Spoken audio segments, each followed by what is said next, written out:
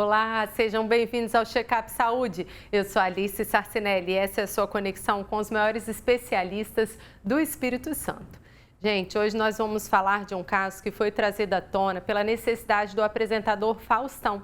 Vamos falar sobre o transplante cardíaco, transplante de coração. Para isso temos aqui um cardiologista. Seja bem-vindo, Dr. Dário Santucchi. Olá, doutora Alice, muito obrigado pelo convite. É um prazer estar aqui no Check-up Saúde e falando sobre cardiologia, que é um tema que eu adoro. Perfeito, doutor. Vamos começar explicando, porque eu acho que muita gente nem sabia que a gente poderia tirar o coração de uma pessoa e colocar em outra, né? A gente ouve muito falar de transplante, mas eu ouvi muita gente realmente, assim, surpresa pelo fato de haver a possibilidade de transplante cardíaco. Conta um pouquinho sobre o que é esse transplante, se é algo rotineiro, se para a medicina é algo que já acontece há bastante tempo. Isso aí. O transplante cardíaco, o primeiro transplante cardíaco do mundo, ele foi na África do Sul, né, vamos dizer assim. Já é um tratamento já comum na cardiologia, né? O que é o transplante cardíaco? Né? A gente pega um órgão, né, de um paciente que teve, por exemplo, uma morte cerebral, né? E aí tem um órgão, no caso o coração, que é sadio, né? Então a gente detecta uma pessoa que necessita desse coração, né? Vamos dizer assim, em linhas gerais, para a população leiga entender. Então é feita uma cirurgia que é retirado, então, este órgão, o coração, né? E transplantado para esse outro paciente. Então a gente tem toda uma equipe especializada, é a cirurgia cardíaca, né, que faz isso. São vários médicos envolvidos, tem vários tipos de exame para ver compatibilidade, né? Enfim, é uma estrada longa aí até dar tudo certo, casar certo o transplante, né? Mas já é sim uma terapia comum, né, na cardiologia, né, habitual. No Brasil é um centro transplantador de referência mundial, né? O Brasil ele tem essa marca, né? E o Espírito Santo também faz. Inclusive cardíaco a gente faz aqui no estado também? Faz no estado, sim. Tá? E, inclusive a gente teve um caso de exceção, que geralmente são centros transplantadores, né? A gente tem um centro transplantador, que é uma equipe especializada. O SUS ele centraliza esse tipo de processo, né? Que é o transplante, então em determinadas equipes, né? Em Linhares, nós tivemos um em caráter de exceção, dada a necessidade ali da situação, mas no Espírito Santo é feito sim. Tá? Para contar um pouco mais, lá em Linhares, a gente teve o primeiro caso de transplante no interior do Espírito Santo, em Linhares, né? Nós fazemos cirurgia cardíaca lá de maneira habitual, né? Em média 2 cirurgias por dia, e uma, infelizmente, ela não ocorreu como deveria, uma síndrome muito rara, chamada síndrome pós-cardiotomia, que é relacionada à cirurgia cardíaca. O coração dessa paciente ele não funcionou mais, né? E aí ela foi mantida em aparelhos, né, mantendo a manutenção dos outros órgãos, então o coração não funcionava, mas ela tinha como se fosse um coração artificial que trabalhava para o corpo todo, né, enquanto ela era listada na fila de prioridade do transplante, né? E dada a gravidade do caso, que ela não podia nem ser mobilizada, porque instabilizava, os remédios não funcionavam, acabou, Deus, né, eu tenho muita fé, Deus botou a mão, é maravilhosa essa história, e o órgão, e acabou que foi na mesma cidade, no mesmo hospital. Nossa! E foi assim, fantástico, uma coisa de livro. Eu, inclusive, escrevi muita coisa sobre isso aí. E essa, então, paciente foi, vamos dizer assim, brindada, né? Deus olhou muito por ela tem uma filha, eu lembro como se fosse hoje esse evento. E aí o que é raro de acontecer, né? Que é difícil de ter órgão, dada a situação, muita gente ainda não aceita doar órgãos, né? Isso é uma coisa que a gente tem que vir à população e alertar que é salvar vidas, né? Você declarar que é doador de órgãos. Muita gente ainda se nega a isso. E aí essa abençoada, essa nossa paciente, no mesmo hospital, e vamos dizer assim, questão de metros, na outra UTI, surgiu o coração compatível, né? Maravilha. E aí foi aquela corrida toda, e ela foi transplantada, está viva, está bem, e deu tudo certo, curou ali aquela situação de dano. E foi excepcional porque ela não tinha condição nem de movimentar. E a pressão caía e ela perderia a vida a qualquer momento. Doutor, e no caso do Faustão, ele teve então essa necessidade de um transplante devido a uma insuficiência cardíaca. Então, além da gente muitas vezes desconhecer que um órgão pode ser transplantado, muita gente ficou se perguntando o que é essa insuficiência cardíaca? Será que eu tenho insuficiência cardíaca? Será que eu também corro algum risco em relação ao meu coração? Explica pra gente. Isso, ó. A insuficiência cardíaca na cardiologia a gente diz que é o final de qualquer processo cardiológico, vamos dizer. Um exemplo, se eu tenho uma hipertensão que ela não é tratada de maneira correta, o que vai ser a via final, vamos dizer? Vai ser a insuficiência cardíaca, né? Então, se eu tenho um problema do colesterol alto que gerou infarto e eu não cuidei desse processo bem, não preveni, não fiz as medidas corretas, o que vai ser o final? A insuficiência cardíaca. Então, se eu tive uma miocardite, né, por qualquer motivo, a via final, se eu também não tiver os cuidados, é a insuficiência cardíaca. Então, é a linha, vamos dizer, esse diagnóstico de insuficiência cardíaca, ele é o coração batendo fraco. Né? Seria isso. Traduzindo, seria isso. Exatamente. Mas o que levou a essa insuficiência é que tem que ser investigada. Tem que ser investigada, tratada de maneira efetiva, né? Mas, em linhas gerais, a insuficiência cardíaca ela é um coração mais fraco. O que o coração faz? Ele bombeia, né? Então tem a força de bombeamento e a força de relaxamento. Então, nós temos dois tipos de insuficiência cardíaca. A de contração, que perde a contração, ou ela perde o ato de relaxar. Isso causa o quê? Uma má perfusão, né? O coração ele serve para isso, para perfundir todos os outros órgãos. Jogar sangue no corpo todo, bombear. A ponta do dedo depende do coração. Então, do cérebro, qualquer órgão, a gente depende dele, né? O ponto central. E quando ele fica fraco, tudo começa a funcionar mal. A gente começa a ter disfunções orgânicas, né? Então, a insuficiência cardíaca, ela é essa via final, né? Graças a Deus, nós temos muito tratamento para isso. Medicamentoso, então, nós evoluímos demais a sobrevida, mas é uma doença que a gente tem que informar muito bem, porque o tratamento é eficaz, né? Mas não tratado, a gente é igual câncer.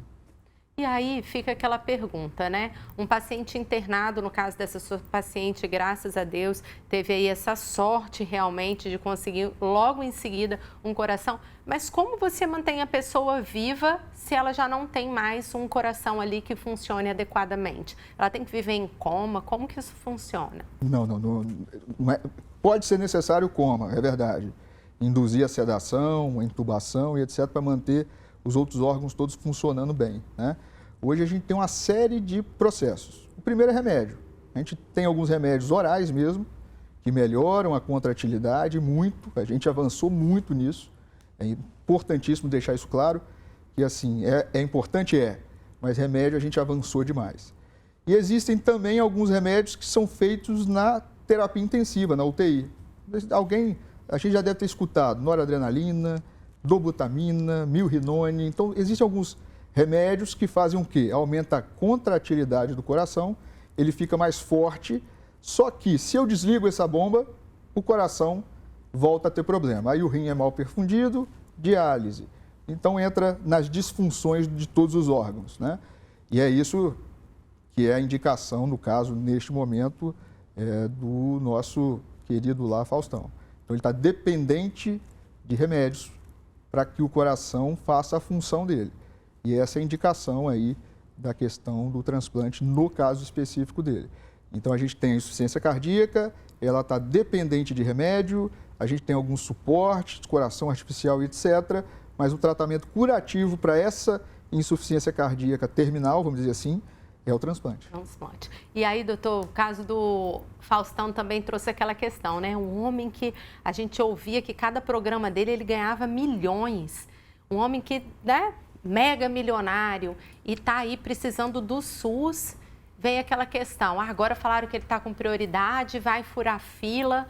Explica pra gente como é que funciona essa fila do transplante, até baseado nesse caso que o senhor contou, lá em Linhares mesmo, né? Que deveriam ter outras pessoas esperando, ou realmente é tudo via SUS? Existe possibilidade de furar? Porque eu leio alguns comentários na internet, claro, é rico, vai conseguir logo, vai furar a fila. Como que funciona? Então, existe uma ordem de prioridade e não importa se você tem dinheiro ou não. Isso aí não vai fazer diferença. Quem regula isso é o SUS, né? O SUS tem a lista de prioridade, né? Então, o centro transplantador, ele é o SUS, né? Então, isso é o governo que regula, vamos dizer assim, e não tem esses comentários, vamos dizer assim, são fakes, né? Então, existem prioridades. O caso que eu contei, qual que era a prioridade? A prioridade era que ela estava com o coração funcionando fora do corpo. Então, ela tinha uma máquina que, se acabasse a luz, acontece qualquer acidente, qualquer coisa, ela ia parar, ia morrer. Sim. Né? O Faustão, ao que eu li, ele está dependente de remédios. Então, remédios estes que mantêm o coração batendo na condição necessária. E, muito provavelmente, ele está no hospital de excelência, foi tentado retirar esse remédio várias vezes. É assim que funciona. Então, o paciente está, às vezes, recupera com remédio, às vezes não. E, pelo que está tudo dizendo, é isso. A prioridade dele ele é totalmente dependente de remédio na veia. Aquelas bombas que a gente chama de bomba de infusão, fica ali continuamente injetando o remédio e, se desligar, ele vai começar a ter hipotensão e ter as repercussões de um coração que não funciona de maneira adequada, né? E como desconfiar, doutor, que a gente tem algum problema cardíaco, né? E que pode levar, de repente, a uma insuficiência por algum desses problemas? Quais são os sintomas de que algo não vai bem com o nosso coração? Isso aí, ó. O sintoma, vamos dizer assim, primordial na insuficiência cardíaca é falta de ar, né? O que nós médicos chamamos de dispneia. Então, a falta de ar, ela é o sintoma que alerta, né? Subindo escada, parado, como é que é? Exatamente. Por exemplo, a gente chega a ter falta de ar parado, em momentos mais avançados. Mas uma grande dica assim, para o médico eu andava um quarteirão. Agora, quando eu ando meio quarteirão, eu estou ficando cansado. Eu comecei a ganhar peso sem justificativa. A minha perna começou a inchar, né? Então, estou tendo o que a gente chama de edema. Você aperta ali o tornozelo, fica aquela fóvea, né? Aquele buraco. Então, é coisa que pode, não quer dizer que mas pode ser, você deve procurar um médico, que pode ser algum problema nos rins, pode ser algum problema hormonal ou pode ser insuficiência cardíaca, né?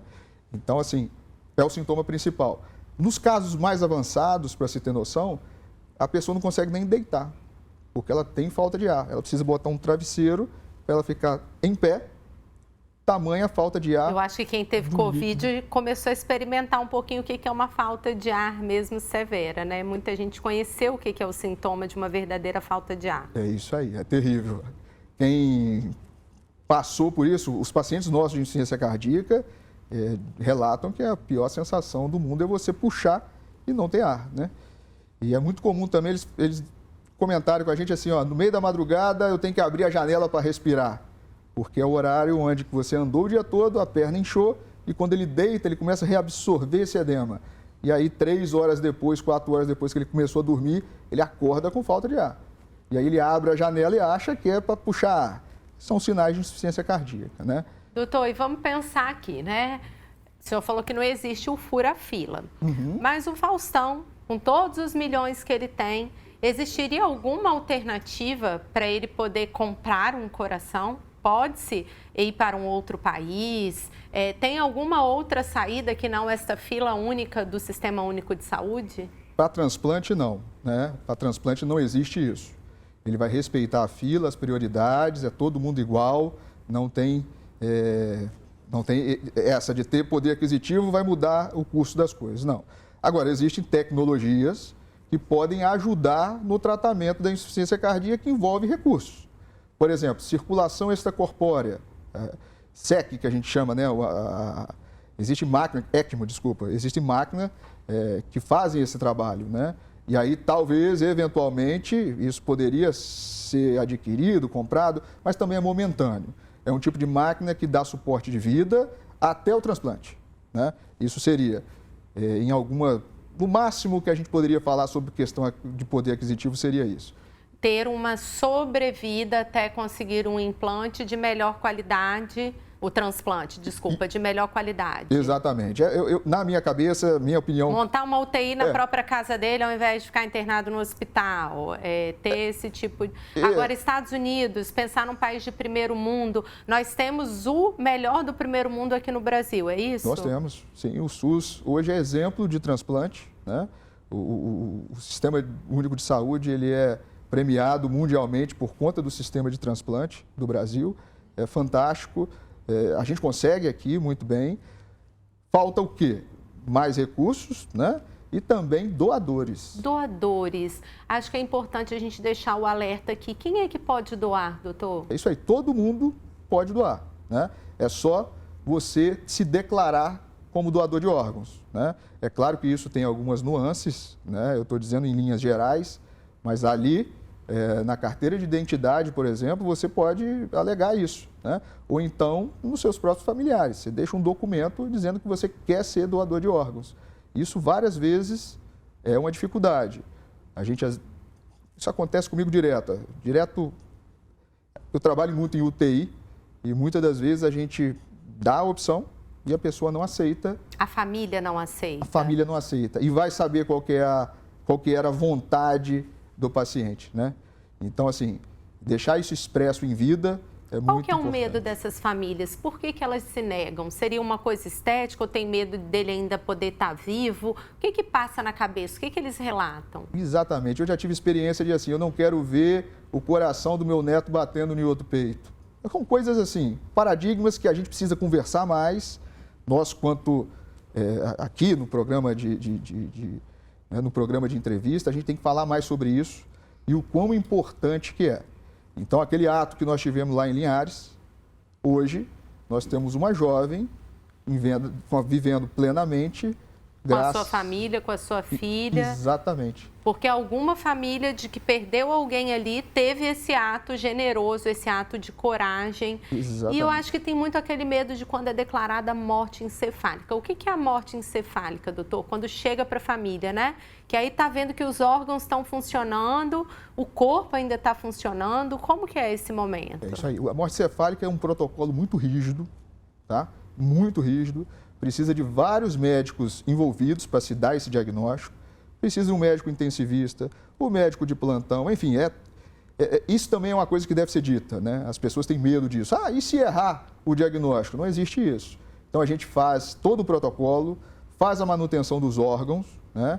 E aí, então, a gente faz uma arteriografia, em geral, a gente faz esses procedimentos, pode ser Doppler, e vê o fluxo sanguíneo cerebral, né? Esse é um dos protocolos, existem vários, na verdade, mas nada é feito de maneira, o que eu queria deixar claro assim, nada é feito de maneira... inconsequente, isso, talvez de maneira duvidosa, né? Exatamente, é muito criterioso, tá? Então, para se declarar uma morte encefálica é um critério, um protocolo muito rígido, né? E aí, então, é feita a abordagem com a família, né?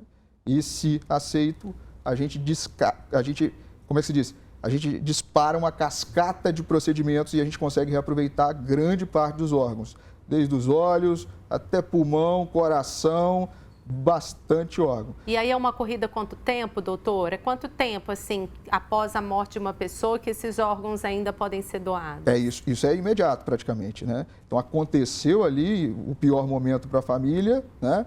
A gente já tem que fazer, infelizmente, assim, é nesse momento de dor que esse embate do médico ele tem que ir ali e dar essa oportunidade para outras vidas, né? É um momento muito difícil para o médico, né? Mas a gente tem que fazer isso, é um dever nosso como médico ajudar as outras vidas, né? Dar essa oportunidade de ajudar e de ser ajudado. Exatamente. E salva muita gente. Doutor, e quem não pode doar órgãos? Então, se tiver alguma doença infecciosa, por exemplo, em linhas gerais, assim, um paciente oncológico que tem metástases, por exemplo, para alguns órgãos, esse órgão, ele não vai ser implantado, né? Não vai ser transplantado, desculpa. Mais uma vez, para qualquer coisa que for feito, há protocolos muito rígidos, criteriosos, né? Mas, em geral, em linhas gerais, assim, para a população leiga, paciente oncológico ou paciente que tiver alguma doença infecciosa, um exemplo, HIV, né? Então, esse paciente, a gente vai ter que estudar melhor essa situação. Mas, em geral... Doutor, e a gente pode escolher para quem a gente vai doar? Não, não pode escolher, salvo em casos, por exemplo, eu tenho casos de família, etc., tem algumas situações específicas que isso pode acontecer, né?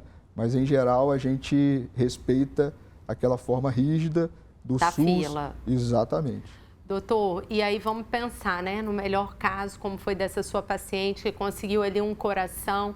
Qual que é a expectativa de vida de uma pessoa depois de conseguir um implante? Então, fica lá naquela fila, já é uma angústia, conseguiu. Eu penso que o primeiro problema possa ser a rejeição, que eu queria que o senhor explicasse um pouquinho, e depois a sobrevida, né, a vida nova desse paciente. Qual que é a previsão? É isso aí, a gente tem vários cuidados, né?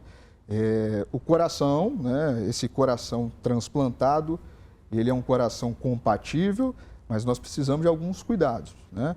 E um desses cuidados é quanto à imunidade ali desse paciente. Então, ele toma remédios que abaixam um pouco a imunidade, né?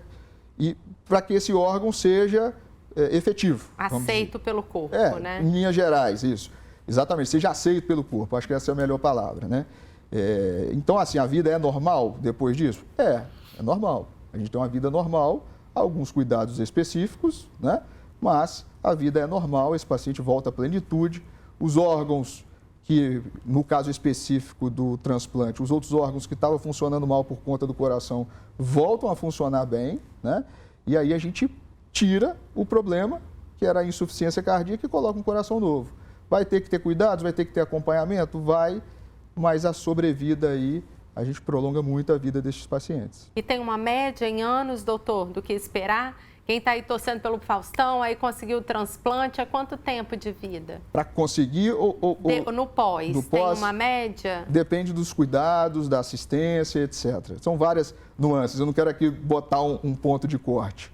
E, doutor, vamos falar um pouquinho então sobre prevenção, que a gente está quase chegando ao final, mas falar para a nossa população sobre os cuidados cardíacos, o que a gente pode fazer para prevenir, para não chegar a uma insuficiência cardíaca, não precisar de um transplante? Exatamente. Primeira coisa é a vida de hábitos saudáveis, né?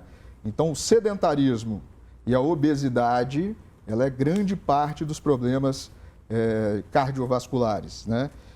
Um dos principais, a hereditariedade é algo que a gente não pode modificar, mas a obesidade e o sedentarismo, elas são muito importantes, né? O tabagismo, cigarro. Cigarro eletrônico agora está na moda, né? Até os jovens também. Também, isso aí, faz mal do mesmo jeito ou pior. Então, o cigarro eletrônico, o que a gente chama do pendrive... O pendrive. O pendrive, ele faz mal.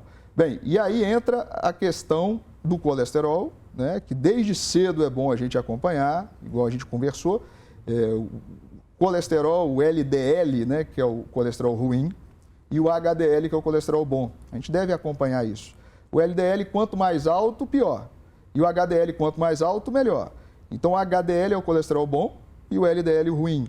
Então, a gente tem que cuidar muito bem destes colesteróis, né? A gente tem metas específicas com o cardiologista. Isso a gente cuida como? Com alimentação? Alimentação e exercício físico. Todo mundo que vem aqui, gente, vocês já sabem, né? Qual que é o segredo?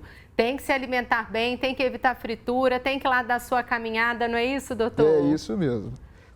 Para qualquer doença é isso. O mais difícil ninguém faz, que é a atividade física e se alimentar bem. Todo mundo quer um remédio milagroso, né?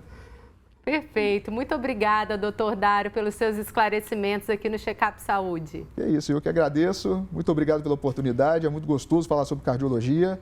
Eu estou à disposição para qualquer novo programa. Esse foi o Check-up Saúde de hoje. Te espero na semana que vem.